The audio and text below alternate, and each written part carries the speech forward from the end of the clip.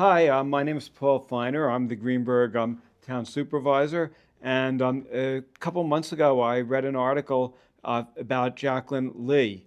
And Jacalyn Lee is involved in an organization called the DAN Alliance. It's an organization that helps people with rare genetic disorders. So I'm so pleased that you're here. And maybe you could just start by telling us a little bit about yourself. Sure. Thanks so much for having me here. Thank you. I'm so glad that you saw the piece in Rivertown's Dispatch. Local news is alive and well. Yep. I live in Dobbs Ferry, and I'm actually a communications strategist, but I'm also a neurodiversity advocate and a nonprofit founder of an organization called the DAN Alliance. And the DAN Alliance was co-founded with 4 other DAN moms, really focused on raising awareness and driving scientific research so we can find a cure for these kids who have DEF1 associated neurodevelopmental disorders. The acronym is DAN. Right. And why did you get involved in this? So I have 3 kids, 3 little girls, and my youngest daughter, who's 5 years old, is Isla, and she is one of the nearly 200 in the world diagnosed with this ultra-rare genetic condition. And we started this with these 4 other moms because we realized that something needed to be done. There was already work that was being done in the past for DAN, but we really wanted to focus on accelerating that research to find a cure for our children. What kind of illnesses does she have? Like, what are the symptoms?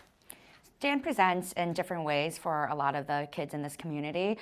What I would say is generally characteristics include an autism diagnosis, intellectual disability, epilepsy, severe anxiety, ADHD, gastrointestinal issues, movement disorders, high pain tolerance, sleep challenges, and more. It is a really complex medical condition. There's not that much known about it, and so that's why we are really focused on better understanding this disease. It's specifically a mutation in the DEF1 gene. So all of us in this world have genetic mutations. Isla just had, unfortunately, bad luck that she had a mutation on an incredibly important gene that essentially tells other genes what to do. And so that's what DAN is. It must be difficult to have a foundation that focuses on illnesses or disabilities that affect so few people. It is. It's an ultra-rare genetic condition. Like I said, less than 200 people diagnosed in the world. What I would say, though, is that it's underdiagnosed, right? As genetic testing becomes more prevalent, we will see more people being diagnosed potentially with this disorder or others. We do know that there's about a 62% year-over-year increase with this diagnosis. But yes, it's very hard. It's extremely rare, to get people interested in studying this disease, funding this disease, and caring about this disease is a lot of work. That is, and what's the website of DAN? It's the dandalliance.org, DAND alliance.org, the DAN Alliance. Basically, are there other people in Westchester that you know of who are also impacted by this? That's a great question, Paul. So I don't know of any in Westchester specifically. However, I do know that there's one person in Rockland County, a few people in New York City, one person in New Jersey. About a couple of weeks ago, I actually organized a very intimate dinner with some other DAN moms in the local area. We went to River Market. I don't know if you've been there. Yep. Yeah, went to River Market, and it was the first time many of us had ever met before. And it was such a nice experience because I have a great community of friends, but unless you have a medically complex child, you don't fully understand what this experience is like. So it was so nice to be at a table and share experiences, the complexities and the joys that only they would also understand. When you mention joys, sometimes people don't realize that if a family member has a disability, you could learn from it, and you could also be smiling. Yeah. Like and how's that possible? I mean, there's definitely days where I'm grieving, of course, but there are definitely days of joy, right? They're what we call inch stones. So instead of milestones, they're inch stones because we know how hard it is for our children to reach those inch stones. So for example, Isla yesterday said no, and it was really a joyful moment for me because I haven't heard her say no in a long time. I also heard her say mommy, like really quickly, and I was like, wait a minute, is that on camera? Because I hope, we have security cameras, hopefully we got it on camera because I don't know when was the last time she said mommy. And so those are little moments that do bring joy. That is great. So you must be doing something right because you're showing some progress. Yes, definitely some progress. Forward is forward, no matter the speed. So, yeah. But I like the term measuring it by inches. Yes. And are there days where there's progress, and then could there be days where it goes backwards? Absolutely. These kids are complex and they're considered non-speaking. A lot of them are non-speaking. I think that's one of the things that I didn't mention in terms of the characteristics earlier. And so imagine if you're not able to communicate in a world that's not built for you. It can be really frustrating, and she can get really dysregulated sometimes because she can't communicate in a way that you or I might be able to understand, and so she gets frustrated, and so there's certainly that. But then there's also other things where there are regressions, right? They have sleep challenges, and so I'll use anxiety as one example. Sometimes when certain things are causing more anxiety for her, that disrupts her sleep, and that means she's up from 1 o'clock in the morning to 4 o'clock in the morning, and not just staying in bed, Paul. That is like running around, opening the drawers, closing the drawers, like so it could wake you up also? Oh yeah, we're up too then. And so if she's not sleeping well and we're not sleeping well, we're all dysregulated and we're all not functioning at our best, and it's really hard. Yeah, and what about other, sisters or brothers? That also impacts siblings. Yes, absolutely. So Isla has 2 older sisters, Sienna, who is 10 years old in 5th grade, and Lana, who's 8 years old in 3rd grade. And they are so empathetic, so caring towards Isla, and frankly towards other kids who do show differences, right? These children, as I was just mentioning to you before we started, these children are actually called glass children. There's a term for them. And glass children are the siblings of children with disabilities. And that term is because of this idea that parents are so focused on the child who needs extra support that they unfortunately sometimes look right through their other children, because they're so hyper-focused on the one.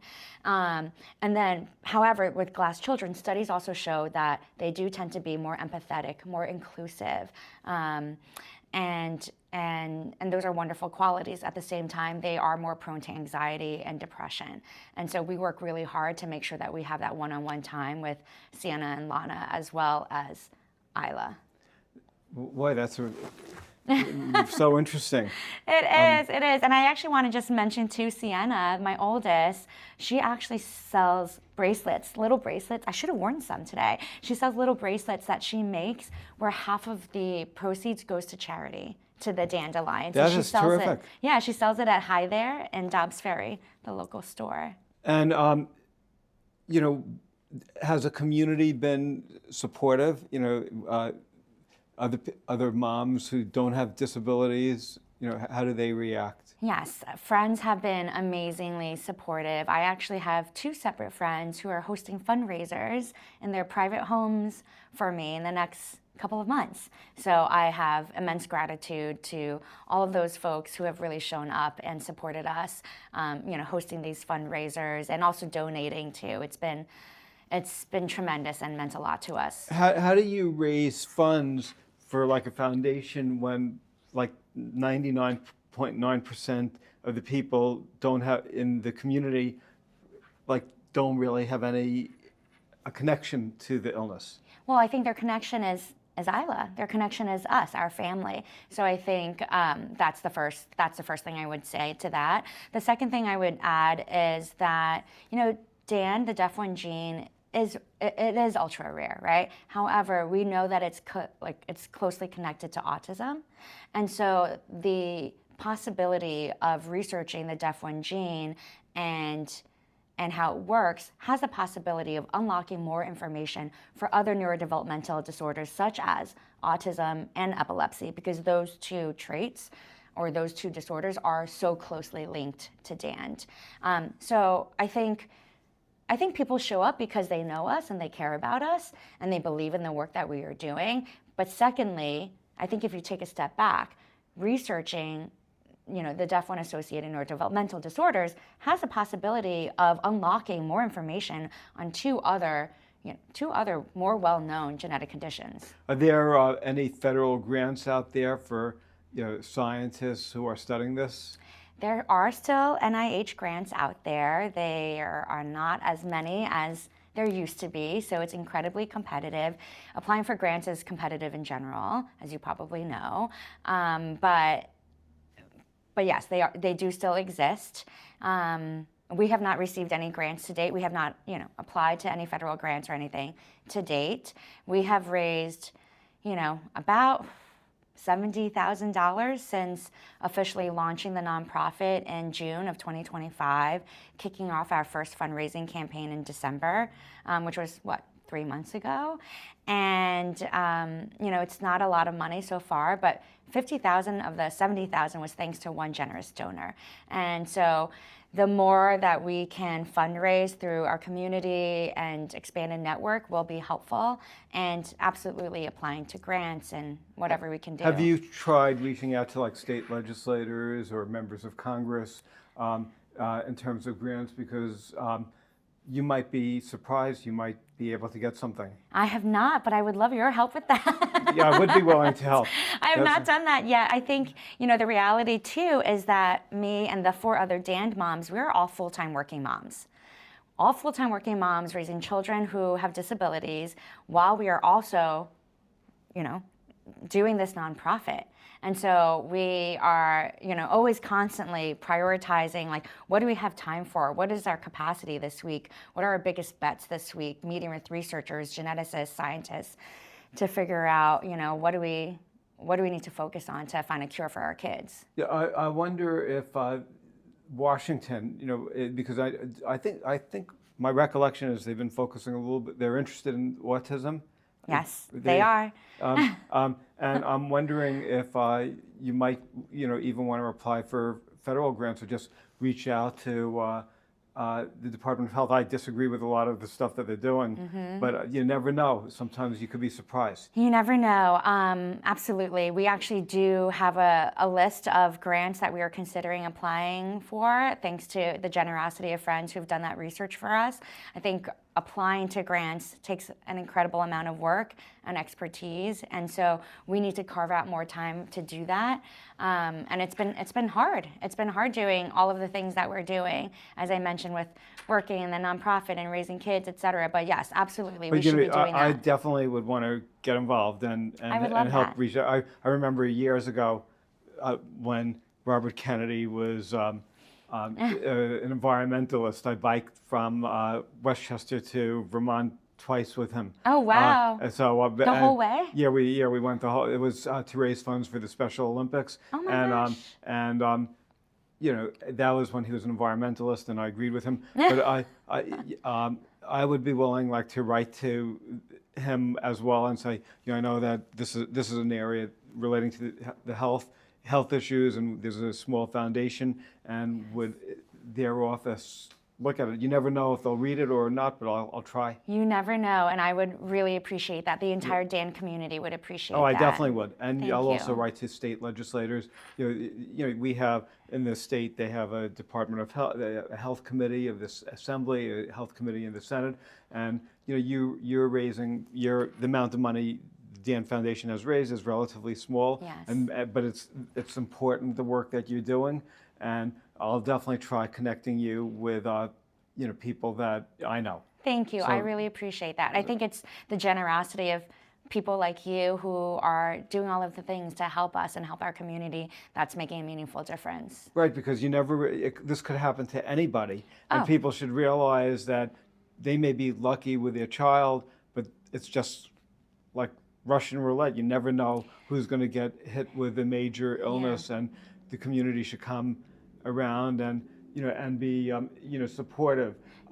In terms of we were talking about research, so we're going to try getting more grants, but even small grants doesn't do a lot. Have you been into? Are there any universities that are focusing on this?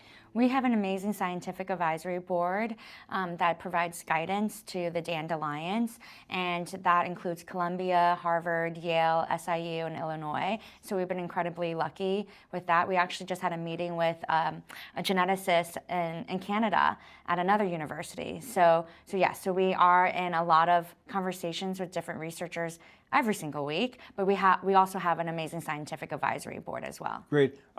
Again, I'm just trying to think of. I'm getting all excited about this. I'm excited that you're excited. Yeah. So, what about companies like biotech companies like say Regeneron? Do they do any research, or I know that they've made enormous progress in finding cures to some illnesses. And what have you ever reached out to them or? We have had adjacent conversations with biotech and pharma and other organizations and affiliates. And I think we are such a nascent organization. We're still very much in the early stages. But yes, absolutely. We would love to have more conversations with biotech and pharma and investors so that way we can get them to be more interested in DAND to help us find a path to treatment. So, that's another thing that, I'd be willing to do. Yeah. I'm going to be so busy that I'm not going to have time for any more cable shows. You're going to be a member of our board now.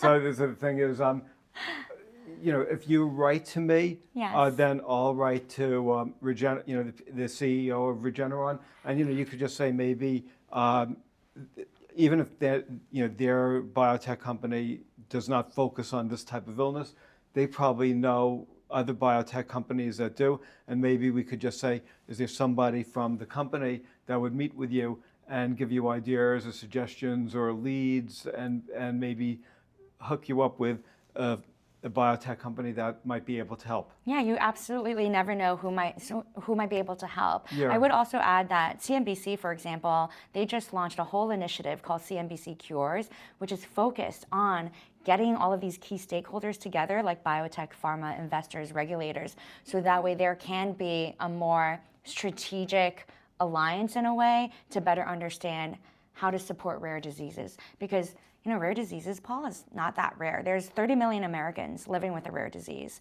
That's 1 in 10 Americans, half of them are children. So rare is not so rare, actually. That's really, really, incredible. I'm really so pleased that I met you today, and I'm pleased that I read the article in the River Towns Dispatch. What was the reaction you got from that article in River Towns Dispatch? It was great. I, had people reach out to me in the community that I've not, spoken to recently, saying that they saw the piece.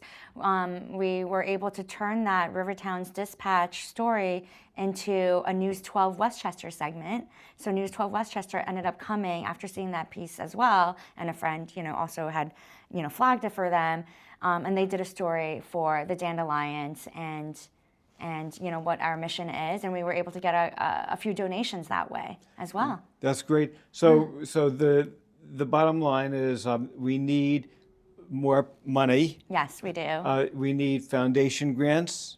Yes. And we have to try encouraging both the federal and state governments and all health departments to give this attention. And is there more support that? Like if you were in government, is there things that people in government could do that we're not doing at any level of government that could be helpful to families that have children with either any disability or even rare disabilities? I think what you're doing, Paul, is exactly what we need across all areas of government. Bringing more awareness to rare disease is the first step, right? And so the more people talk about it, the more people are more prone to potentially help us. So I think you're doing exactly what we need. So more awareness is certainly that. More funding, absolutely, we need that. Funding genetic conditions is incredibly important. We need to raise $4 million. We are at a fraction of that. But And that's why the grants could really be helpful, or if you could get Yes. somebody at the the health department, you might want to seek meetings with various, the commissioner of the state health department or county health department, or see if there's people at the federal government, who could help. What about hospitals? Local hospitals are they interested in helping? That's a great question. One of the things that is on our action items is actually going to hospitals, specifically geneticists, and making sure that they are all aware of DAND, because when they're doing genetic testing and a child gets a diagnosis, that geneticist can hypothetically point them in our direction. So that way that family, when they're handed a rare disease label and nothing else, it's really overwhelming. This is another question that I just Okay. how did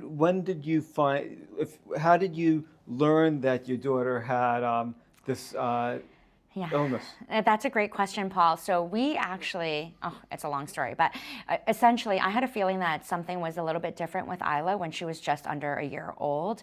And we ended up getting her into a research study at Child Mind Institute in the city that diagnosed her as autistic.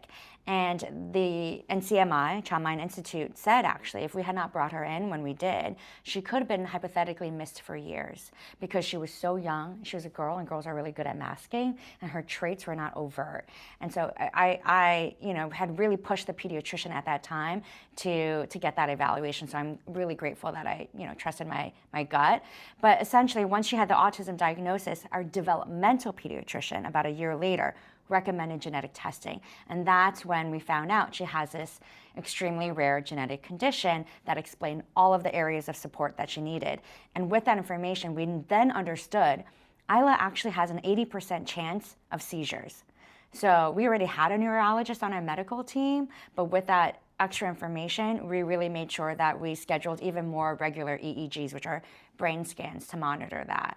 But the American Academy of Pediatrics, it's important to know, has actually updated their guidance. So when a child has an intellectual disability showing developmental delay or has an autism diagnosis, they recommend genetic testing as one of the first things for parents to consider, which is not what they used to do. So probably most parents would have just said, oh, my daughter is autistic, and would have missed it, I bet.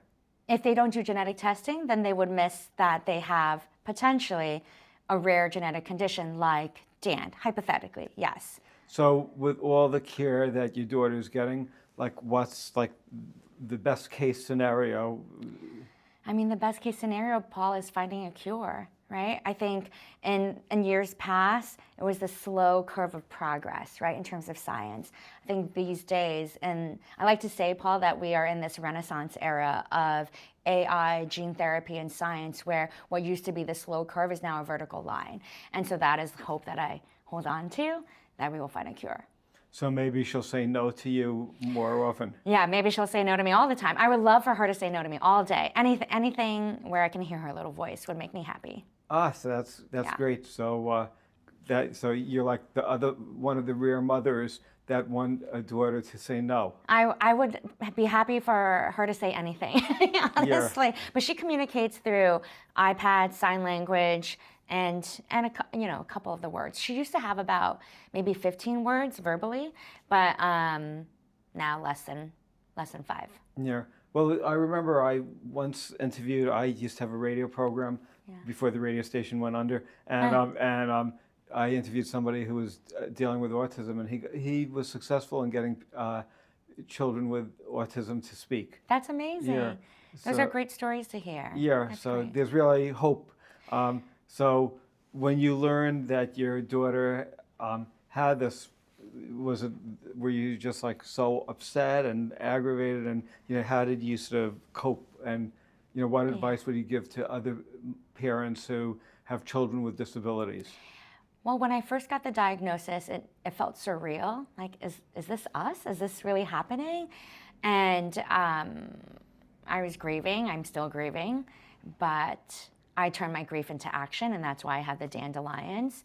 And what I would say to all families out there navigating any type of, medically complex situation is to have hope, that science is progressing quicker than it has ever. And these kids are amazingly resilient and adaptive, and they know a lot more than people think. And I know my nieces, one just gave birth, and another one's Your niece just gave birth? Yeah, just a couple months ago, and then another niece is giving birth in the next month. But I remember my sister was saying, oh, she was taking genetic testing. So if somebody is pregnant and they're doing the genetic testings before, would that avoid a situation like this? So when you're pregnant and you do genetic testing, they generally are doing a smaller panel of genetic tests. And so there is a new newborn screening called Guardian, which is an expanded version of the general newborn screening that is generally done. And so that is something that I would recommend to all parents, because that might identify genetic conditions that are not as typically mainstream, I guess, and that's once the baby is born.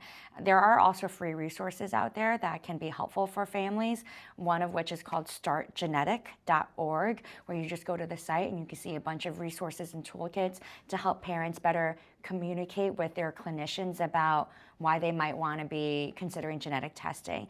And also, Paul, one thing to note too is that if a child has an autism diagnosis, there are free resources, one being Simon Searchlight, where you fill out an application online, send in your autism diagnosis, and if you qualify, they will send you a genetic test to take at home. It's super easy. It's just a quick, swab in the mouth, and that's free genetic testing in case your insurance or Medicaid doesn't cover it. Great. Well, we're running out of time, so could you give a contact information again? Sure. So thedandalliance.org is the nonprofit. Please visit the site, see if there's any ways you can help us. We would definitely appreciate it. Good. And when I said that I'm willing to help connect you with people or write letters or whatever, I'm not just saying it because it's on TV, but I really mean it, because I really feel that what you're doing is really important, and could really, hopefully,